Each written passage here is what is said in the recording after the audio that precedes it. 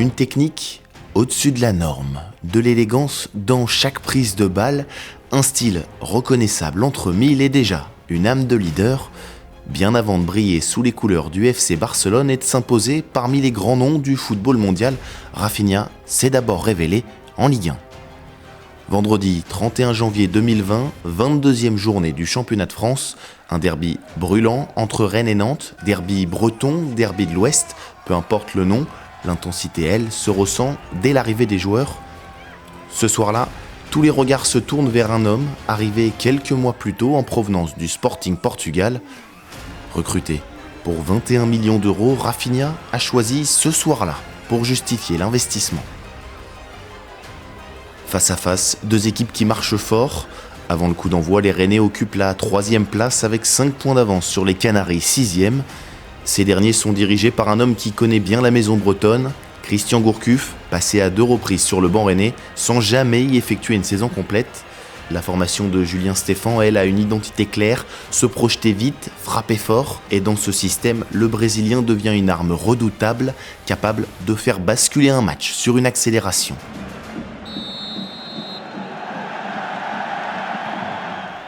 Mais ce soir-là, les locaux sont bousculés d'entrée. Ludovic Blas allume la première mèche dans la surface. Sans conséquence, premier avertissement. Rafinha aussi a l'air en jambes, récupération et première accélération sans réussite, mais le ton est donné. Fidèle à ce début de partie, la première vraie occasion est pour les Canaries. C'est un futur rouge et noir qui tente sa chance de loin, mais la frappe sèche de Ludovic Blas est repoussée sans problème par Edouard Mendy. Et si on loue ses qualités offensives, l'ailier brésilien répond aussi présent défensivement. Moses Simon tente sa chance sur son aile, mais le tacle est parfait. Il faut attendre la demi-heure de jeu pour voir une vraie opportunité rennaise. Coup franc frappé par Rafinha, Niang s'élève pour un ciseau. Geste superbe mais hors cadre, sous les yeux de Steven Nzonzi, fraîchement arrivé de la Roma en prêt. Comme un aimant, le Brésilien attire les défenseurs et libère des espaces. Adrien Hunou en profite mais manque de réussite. Le poteau résonne dans le Roazhon Park.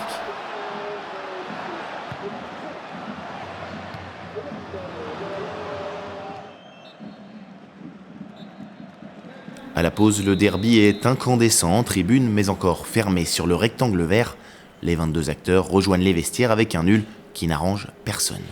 Au retour des vestiaires, on prend presque les mêmes et on recommence. Nantes repart fort, centre mal ajusté d'Apia, Mendy assure, puis vient un corner anodin. Et soudain, tout bascule, cafouillage dans la surface, le ballon traîne, Mola Wagué se jette et après un ultime rebond sur Da Silva, ça termine au fond. But contre son camp. Au ralenti, la scène est plus claire. Camavinga se jette pour intervenir, dévie légèrement le ballon qui vient finalement heurter le tibia du malheureux Damien Da Silva. Menés, les Rennais voient l'ambiance monter d'un cran. Les fumigènes craqués par le Roazhon Celtic Cup embrasent les tribunes. Spectacle total. Sur le terrain, ça a au moins le mérite de réveiller les locaux. Camavinga trouve Mawassa, frappe lointaine et piégeuse. Lafont détourne. Quand le jeu se bloque, une solution s'impose, Rafinha. Vitesse, technique, provocation, Traoré est obligé de faire faute, les esprits s'échauffent.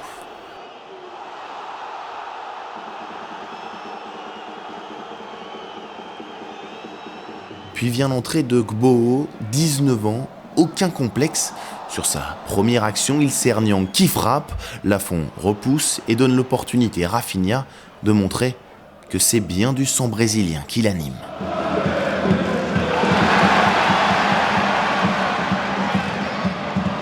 Tiens, ça faisait un peu de temps qu'on n'avait pas vu Ludovic Blas. Eh bien, c'est chose faite. Seul, il se crée l'espace et s'ouvre un angle de frappe. Mais ça manque de puissance. Suffisant, déjà, pour deviner ce qui séduira Rennes quelques années après, qui se l'offrira pour 15 millions d'euros. 65e minute, Léa Siliki cède sa place à Benjamin Bourigeaud, l'un des hommes qui va changer le cours des choses. 5 minutes plus tard, Fetou Mawassa en mode bulldozer gagne de précieux mètres. Flavien T combine avec Bo qui, dans un timing impeccable, donne à Mbaye Niang. Krine a tenté d'anticiper mais fait faute. Benoît Millot n'hésite pas et désigne le point de pénalty. Si Rafinha était intéressé, c'est finalement celui qui l'a provoqué qui va le frapper, sans réussir à le transformer, mais le Brésilien est à la retombée. Égalisation à la 71e minute, il fallait être là. 5e but, toute compétition confondue sous ces nouvelles couleurs. Mais à peine revenus, les Bretons rechutent. Kader Bamba dépose tout le monde sur son aile et fait ce qu'il veut. Heureusement, Edouard Mendy tient bon et Rennes s'en sort avec un peu de réussite, ouf de soulagement. Les hommes de Julien Stéphan poussent pour passer devant mais s'exposent. Contre parfaitement mené par Nantes, renversement de jeu de Moses Simon avec Louza qui lui redonne. Encore Kamavinga et encore un compte favorable qui perturbe Edouard Mendy. 80e minute, le FC Nantes repasse devant. Tout est à refaire.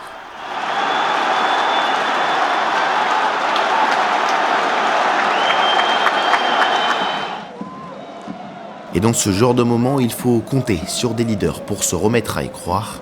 Dès l'engagement, Rafinha veut être l'un d'eux. Il coupe de la tête un bon centre de Mawassa, mais Alban Lafont réalise un arrêt de grande classe, écœurant. Fin du temps réglementaire, Rennes est dos au mur. Le 4e arbitre annonce 6 minutes supplémentaires.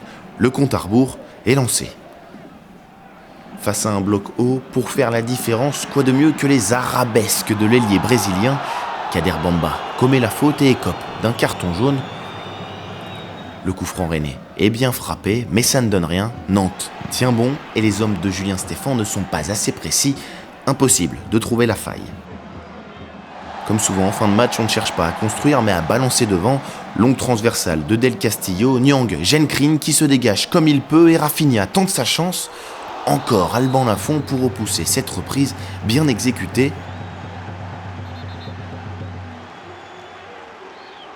On ne voit plus que les rouges et noirs, les tentatives se multiplient en vain, comme cette frappe trop écrasée de Flavien T, captée sans problème par Lafont. Les visages se ferment, l'espoir se meurt. Dans les tribunes, comme sur la pelouse, on commence à oublier que le football n'a jamais dit son dernier mot. L'action suivante a tout d'une dernière chance. 95e minute, Del Castillo mène la charge, décale Gbo côté gauche. Il faut inventer. Le centre arrive Verté qui laisse intelligemment passer pour Bourigeaud lancé. Frappe limpide, invisible pour Alban Lafont, masqué par sa défense. Et au bout du suspense, Rennes arrache l'égalisation.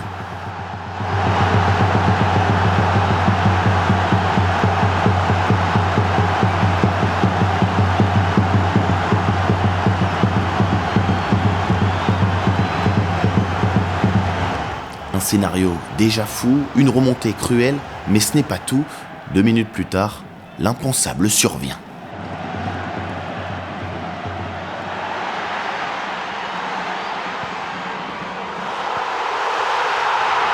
Rafinha n'a même pas le temps d'exulter, son doublé est refusé pour hors-jeu. Enfin, pas si vite, la VAR s'en mêle.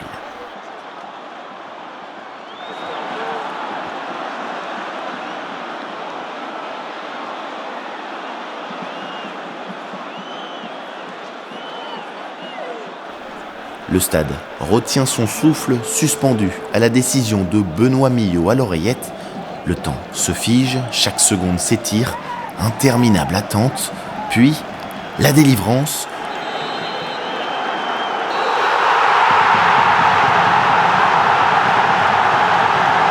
Le Roison Park explose et le ciel tombe sur les têtes nantaises.